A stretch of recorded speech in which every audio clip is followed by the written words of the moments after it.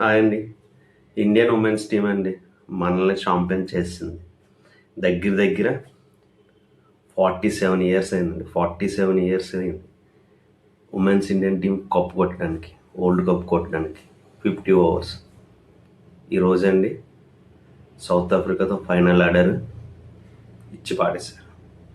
47 సంవత్సరాల కళ నెరవేరింది.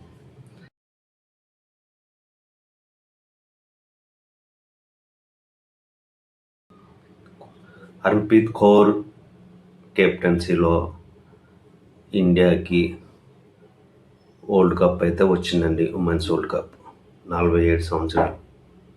ఎక్కడైనా ఊహించుంటారు ఇన్ని సంవత్సరాలు వెయిట్ చేయాల్సి వస్తుందని. ఇంతకుముందు ఫైనల్స్కి వెళ్ళారు, ఓడిపోయారు.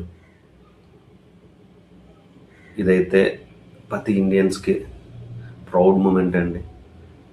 మనకి ఇంతకు ముందర వరల్డ్ కప్స్ వచ్చినాయండి. మెన్స్ వరల్డ్ కప్స్ 2 వచ్చినాయి. 1983లో కపిల్ దేవ్ కెప్టెన్సీలో ఫస్ట్ వరల్డ్ కప్ వచ్చిందండి మెన్స్. తర్వాత అండి 2011 ధోని కెప్టెన్సీలో మనకి ఇంకో కప్ వచ్చిందండి, 50 ఓవర్స్. తర్వాత 50 ఓవర్స్ ఉమెన్స్ వరల్డ్ ఛాంపియన్స్ మనం 2025లో అయ్యాము. ఇదే చరిత్ర తిరగరాసిన రోజు. హిస్టరికల్ విన్ అండి. ఇండియా టార్గెట్ అయితే 299 ఎంత ఇచ్చిందండి. ఈసారి అయినట్టే సౌత్ ఆఫ్రికా వాళ్ళు జోకర్స్ అయిపోయారండి. అది మెన్స్ అవునండి, ఉమెన్స్ అవునండి. అందుకే సౌత్ ఆఫ్రికా వాళ్ళు జోకర్స్ అంటారండి. పాపం ఫైనల్ దాకా వస్తారు, ఓడిపోతారు. ఇదే కదండి ఇంతకుముందు చాలాసార్లు అయింది అది. ఈ మ్యాచ్లో వచ్చి హైలైట్స్ అండి. దీప్తి శర్మ ఆల్రౌండ్ పర్ఫార్మెన్స్ అబ్బా ఏమి ఇచ్చి పాడేసిందండి. బ్యాటింగ్తో కానీ, బౌలింగ్తో కానీ, ఫీల్డింగ్తో కానీ. బ్యాటింగ్తో అయితే 58 రన్స్ చేసిందండి. 5 వికెట్స్, 39 రన్స్ ఇచ్చింది. All round performance wow, bro, salute అండి. తర్వాత అండి అవుట్ ఆఫ్ బాక్స్ మ్యాజిక్ చేసిందండి ఒక అమ్మాయి అయితే స్క్వాడ్లోనే లేదు. ఒక ప్లేయర్ ఇంజురీ అవ్వడం వల్ల సెమీస్కి వచ్చిందండి. ఎంట్రీ ఇచ్చింది. సెమీస్లో 5 రన్స్ చేసింది, ఎక్కువ చేయలేదు. కానీ ఫైనల్లో ఒంటి చేత్తో మ్యాచ్ని గెలిపించిందండి.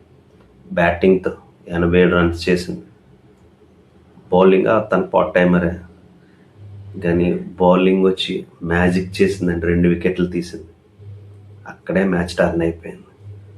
ఇండియా వైపు తిప్పేసింది. తర్వాత మ్యాచ్కి ఇంకో హైలైట్ ఉంది. సౌత్ ఆఫ్రికా కెప్టెన్ అయిన లారా గారు సెంచరీ చేశారండి. ఒంటరి పోరాటం చేస్తున్నారు. ఆ టైంలో క్యాచ్ పట్టిందండి హర్మన్జోత్. అబ్బా, తను క్యాచ్ పట్టింది, ఈజీగా పట్ల జగ్లింగ్ చేసింది.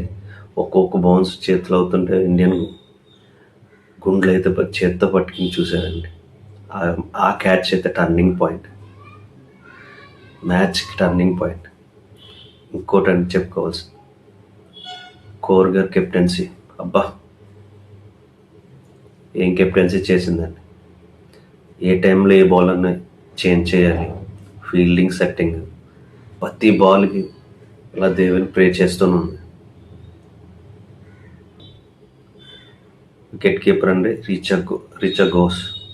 బా, ఆమెకు ఇంటర్వ్యూలో ఏం చెప్పిందండి, మేము ఈరోజు డిసైడ్ అయ్యి వచ్చాము, ఎట్టి పరిస్థితులను గెలాలి, ఏదైనా పర్లేదు, ఫీల్డ్ ప్రాణమైన ఇచ్చడానికి రెడీ, ప్రతి బౌండరీలో పడిపోతాం, అడ్డుకుంటాం, రక్తం చిందని ఏమోని, మేము గెలవాలి. అదే విధంగా ఆడారు. ఈరోజు కప్పు కొట్టారు, ఇండియాని ప్రౌడ్ చేశారు, మనల్ని ఛాంపియన్ చేశారు, అందరి కళలను నిజం చేశారండి. ఇది వాళ్ళని నగ్గడమే కాదు, లేడీస్కి ఒక బూస్టప్ అండి. ప్రతి చిన్నపిల్లలు ఎవరైతే వచ్చి చేర్ చేశారో గ్రౌండ్లో కానీ టీవీలో చూసిన అందరికీ ఇది ఒక ఇన్స్పిరేషన్. ఎవరైతే ఉమెన్స్ క్రికెట్కి రావాలనుకుంటున్నారో వాళ్ళు ఇంకా ముందుకు వస్తారండి. కావాల్సింది ఈ స్క్వాడ్లో మన తెలుగు అమ్మాయి కూడా ఒక అమ్మాయి ఉన్నదండి, శ్రీ చరణ్ అని, కడపకు చెందిన అమ్మాయి. ఈ అమ్మాయి కూడా బౌలింగ్లో అదరదీసిందండి. స్పిన్నర్ అండి, చాలా బాగా చేసింది. ఫస్ట్ టోర్నమెంట్ అండి, దట్టు ఫైన వరల్డ్ కప్ స్టేజ్లో.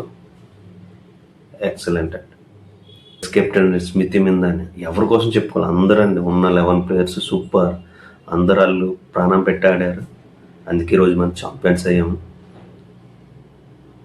ఇది ఒక హిస్టరీకి ఏంటండి, 54 రన్స్తో